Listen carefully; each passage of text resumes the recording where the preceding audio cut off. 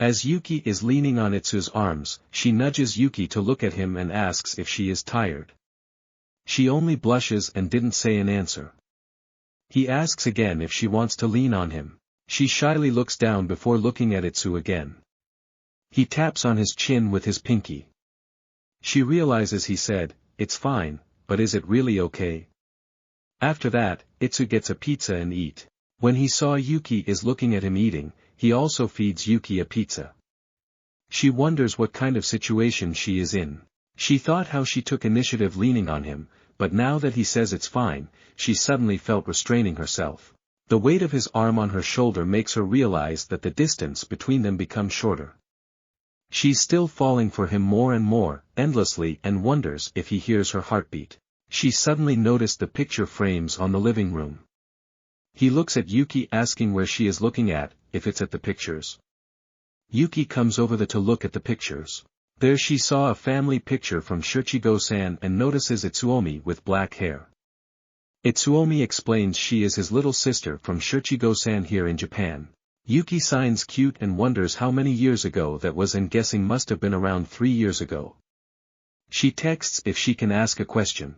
Yuki asks Itsu is going to be in 3rd year next, but Rin told her that he is older than her.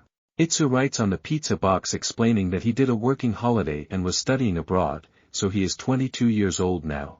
She thought that he is 3 years older, but she thinks that he's more mature than other people of his age. She come to think that Itsuomi tells her something about himself. She wonders if he doesn't feel lonely without his family. She suddenly gasps, becoming aware again that it's just the two of them. She thought how close he is before and now as well. He asks, "What is it?" She texts where is his family. He tried his best to let her read his lips and says, "Germany." He says he lived there as well, and the beer is delicious. Then he asks Yuki if her family is good in using sign language. She replies, her family doesn't use sign language. She says that her friend's family uses sign language at home, but it is different in every family. He asks how she communicates with them. She replies, it's via smartphone, writing longer letters, or through gestures and silent mouthing. But in silent mouthing or lip reading, pronunciation is important as well. He intensely stares and asks if she also voices it as well. But she only does it a bit for her family. He praises Yuki how hard she worked hard but asks why she only speaks only for her family. She sullenly looked away and texts, that other people used to say that her voice sounds weird. But she didn't let him see it because the mood will be gloomy. She erases her texts and gestures. Itsuomi walks away and gets a bag and brings out €1 and shows it to Yuki. He also shows a lot of other money from various countries. She notices that one coin from Denmark that has a heart on it. After looking at the coin, Itsu is nowhere to be found. Then suddenly, a large mask is presented on her face which startled her.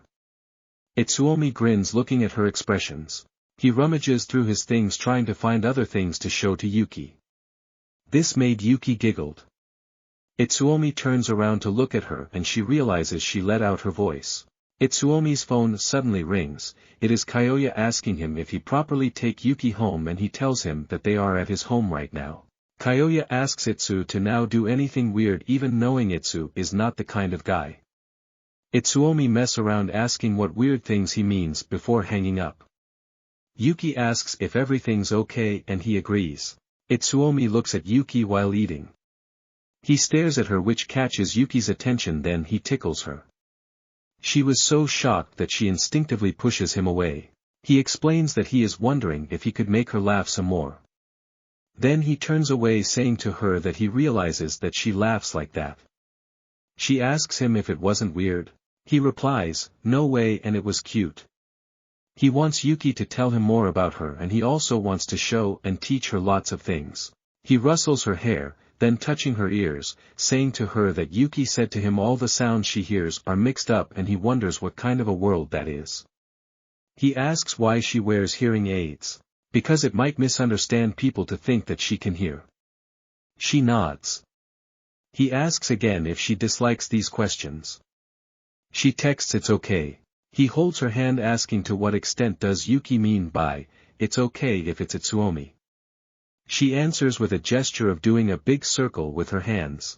While Kyoya and Rin was on the car, he apologizes that Itsuomi took Yuki with him to his home.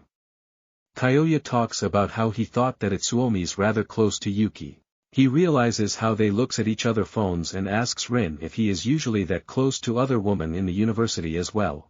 Rin answers that Itsuomi even people approach him a lot, she can only see him being close like that to guys. Kyoya feels relieved hearing this. He wonders if he thinks that Yuki belongs to him or something, not as a girlfriend but like a male instinct of wanting to monopolize a cute girl. Then Rin asks if he also has someone he wants to monopolize as well.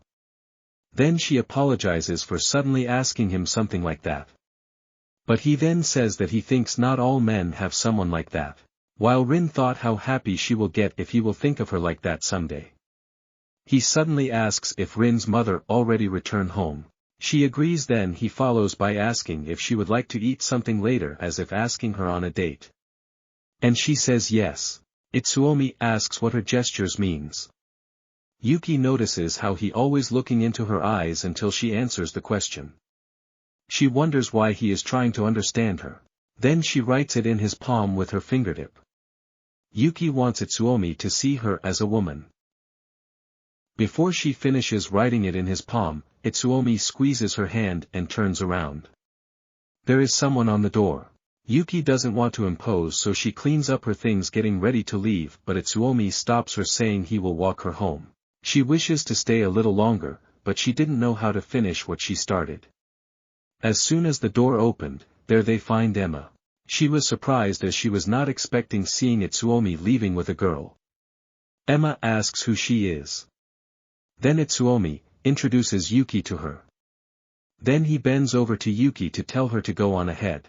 She bows to Emma and she says, "Nice to meet you," to Yuki. As she is walking away, she wonders if Emma comes by often. Itsuomi asks Emma if she came to return the key. Emma thanks him for letting her stay over the night. She glances at Yuki and she's disappointed not seeing any reaction from her. Itsuomi gave her a dead-eye look saying she never slept over here.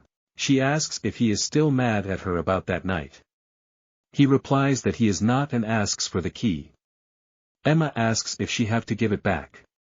But she hands over the key still. Yuki glances over and saw Emma handing over a key to Itsuomi, and she enters the elevator. As she closes the elevator door, she wonders for what purpose is the key Emma gave to him. She assumes that right now Itsuomi is really in a relationship with Emma now, or she is only overthinking things. She wonders how he will walk her home if Emma is here, so she asks Itsuomi. Before she texts him, she receives a message from Rin that she wants to meet with her and wants to hear everything that happened, and she replies sure, but she couldn't bring herself to add a heart emoji at the end of that message. Yuki then notices that Itsuomi and Emma is now at the door of the apartment building. She saw Emma is hanging on to him and continue walking home. Itsuomi removes his arm from Emma's hold and receives a text from Yuki that she will walk home alone. He tries to look around for her, but she didn't find her. He says see ya to Emma before running to Yuki's direction. In Rin's home, Yuki went to her home and tells everything that happened earlier. Rin blurted out, a key to what, but Yuki don't know also. Rin wants to ask him herself and they are both too afraid to ask. Yuki sullenly looks at her phone as the two of them had their conversation on the phone. She remembers that just earlier, her hands were in the grasp of Itsuomi's large hands. She wonders if she'll ever get to feel them again. She remembers how Emma was such a pretty woman. Rin suddenly remembers something she wants to tell Yuki. She shows her text that says, the way Itsuomi looks at Yuki is super sweet. She dodges it asking isn't it like that with everyone. Rin added that he's doing it to converse more easily with her and he takes his time talking to her, plus, the voice he uses with her was always gentle. This made her blush. She notes that when she's with Itsuomi, she lets him coddle her, like a snow that falls freely in the big open sky. Yuki wonders what she means to Itsuomi. The door bells and Rin checks who's on the door, and it is Itsuomi. She's surprised that Itsuomi is here and Rin says she's going out to the convenience store. She stands up to ask Rin where she is going but Itsuomi holds her hand to stop her. He asks, why did she leave yesterday, and says forget it and stare at Yuki. Yuki feels caged. Itsuomi then asks her to continue the rest of what she was trying to say last time. But Yuki wants to ask him first, why does he want to learn sign language? Shin and Emma now in a karaoke room. Shin asks why Emma is not singing.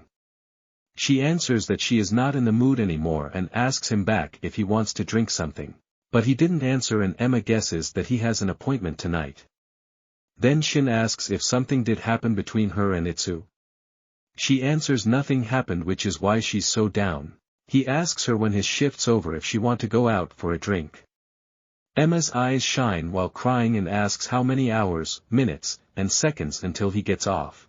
Shin makes fun of her, telling her she's like a grade schooler.